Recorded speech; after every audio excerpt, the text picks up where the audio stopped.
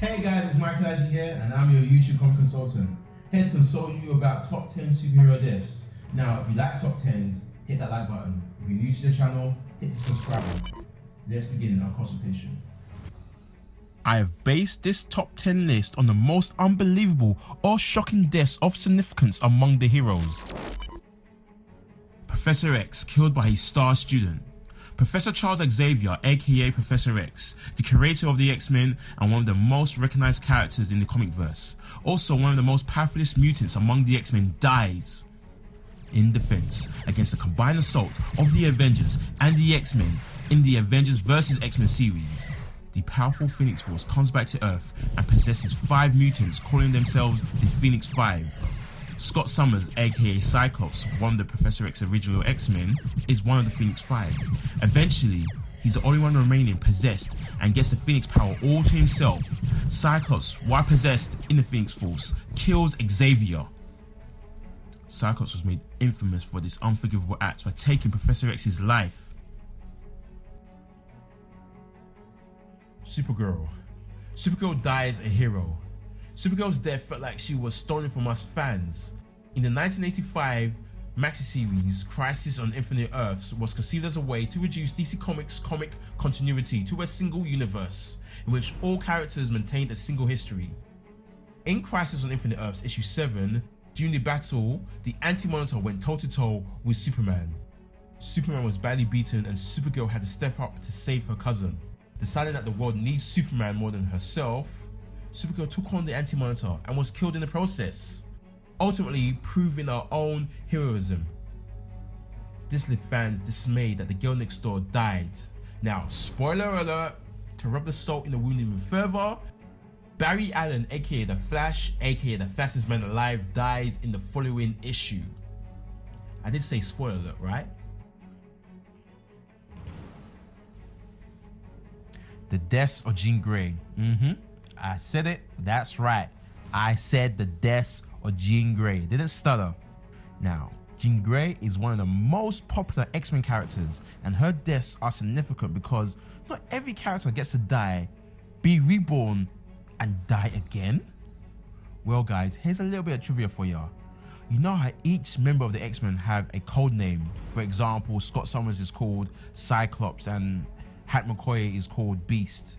Well, Jean Grey, her code name is Marvel Girl, and her first death was underneath the guise as Marvel Girl when she died and was reborn as the Phoenix in the Phoenix Saga. This transformation led to her second death, which was a suicide.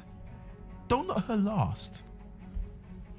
The storyline in which Jean Grey died as Marvel Girl and was reborn as the Phoenix was in Uncanny X-Men Volume 1, issues 101 to 108, and has been dubbed by fans as the Phoenix Saga.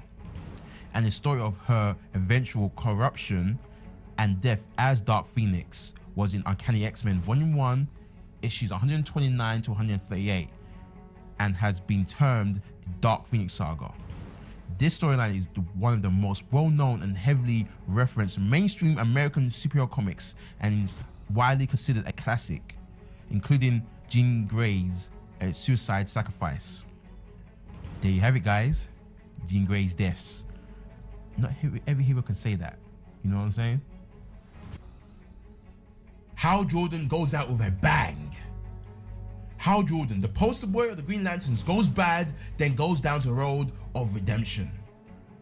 Upon Mongol destroying Coast City, Hal's hometown, Hal snaps when the Guardians refuse to help him restore Coast City and decides to take matters to his own hands. This leads to the darkest period in Hal Jordan's history, lauded by some and loved by others.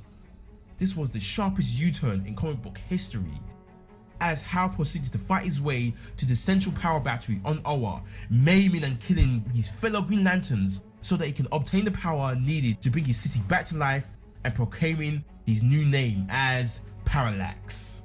With rings now adorned on most of his fingers, Jordan uses his rings to recreate Coast City as some sort of grief mechanism, even recreating the ones in his life who died. The inevitable conflict leads to Jordan wanting redemption. During the 96 miniseries Final Night, Jordan returns and sacrifices himself to reignite Earth's dying sun. In brightest day, in blackest night, no evil shall escape my sight. Those who worship evil's might, beware my power. Green Lantern's light. The self-sacrifice of Colossus.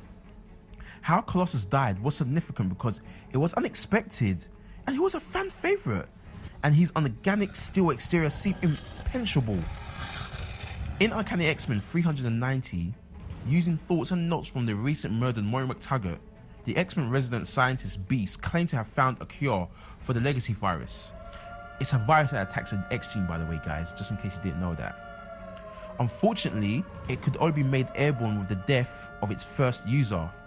Rather than wait for a safer version and allow others to die, as Illyana Rasputin, aka Magic, who is Colossus' sister, had died, Colossus injects himself with a cure by using his powers and sacrificing himself. Colossus enabled the release of an airborne cure, effectively eradicating the disease. His body was cremated, and Shadowcat, aka Kitty Pryde, took his ashes back to Russia to be scattered on his native soil. So, Colossus was so not invincible after all, but had a noble death. Rorschach murdered. The killing of Rorschach is significant because he died for what he believed in, and his death was unexpected. Here's what happened in Watchmen issue 12. Upon the reveal and execution of Ozymandias' twisted plan of world peace, which involved mass murder, Dr. Manhattan agrees that this plan makes sense and wants to go ahead with it. Rorschach, enraged, shows open defiance and exclaims that he will not go along with it, and the only way to stop him is to kill him. Which Dr. Manhattan does by dispatching Rorschach into a smoking red smear. Rorschach's death is so unexpected, and you wouldn't think it would end this way because the story is so twisted. Superman meets his doom. The unstoppable force that is Superman meets the immovable object that is Doomsday, which results in the shocking death of Superman. During the 1992 arc of Superman, which ultimately led to his demise, his gut-wrenching fight against Doomsday was not only the death of Doomsday, but also the death of Superman. It was later shown that the Eradicator, which is a sentient creation from Krypton, took Superman's body away to rejuvenate, but obviously, he returned. He's Superman. Superman disappeared for 1 year. 1 year, leaving fans thinking that he will never return, and cheeky left fans buying comics that had no Superman in it. I don't know about you guys, but I was heartbroken. The last death of Wolverine. Wolverine's death is significant because he's the guy who could never die because of that damn healing factor, but his healing powers have been taken. Deep, right? The death of Wolverine's storyline began after a virus from the Microverse turned off Wolverine's healing factor, allowing his enemies to be able to kill him. Heroes such as Mr. Fantastic from the Fantastic Four offered to find a means to reactivate his healing factor. When he learned that a bounty has been placed on his head, Logan resolved to find his foe, eventually identifying it as Dr. Abraham Cornelius, the founder of the Weapon X program. After defeating Dr. Cornelius' latest experiment, Wolverine slashes the adamantium container before it can make contact with the other experiments, and Wolverine gets covered in the process. Wolverine died from the suffocation and hardening of the adamantium, kneeling in the sunset outside Dr. Cornelius' base. This is in The Death of Wolverine issue 4, a sad end to a wild hero. Bruce Banner is shot. The reason why this death is significant is because Bruce Banner is the Hulk, and the Hulk never dies.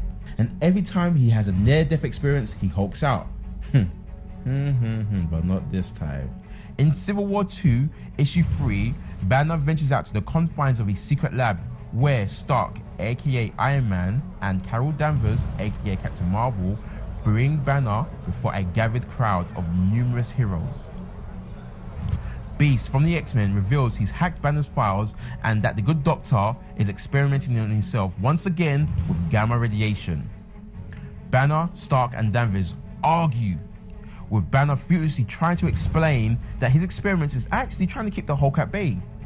Trapped between Stark and Danvers' opposing points of view on how to handle the situation, Banner becomes agitated. And just as it looks he's about to Hulk out, he's dispatched by a purple arrow between the eyes, done by no other than the one, the only Hawkeye, aka Clint Barton. The reason why Banner dies is because he's cured and he's no longer the Hulk. Peter Parker's death by body swap? Peter Parker's death caused a huge uproar and left his huge fan base baffled. Here's why.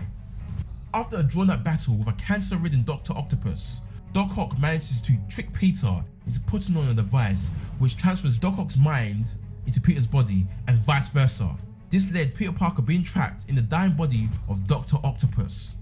While Peter Parker was trapped, he imposed much of his moral belief onto Doc Ock as a last act. This led Doc Ock feeling the empathy required to help people as Peter did, but this left Peter's mind to die in Doc Ock's withered body, which he eventually did. Well, no good hero stays dead. Hint hint, wink wink. Well guys, that's the end of this consultation. I know it was very morbid and very hard to get through. But what do you reckon of this top 10 list? Is there someone I could add or someone I could remove? Or is someone worthy mentioning? Or is there something I completely missed out? Please leave your comments below. And don't forget to like and subscribe. My name is Michael Ajih and I'm a YouTube comic consultant. See you at our next consultation.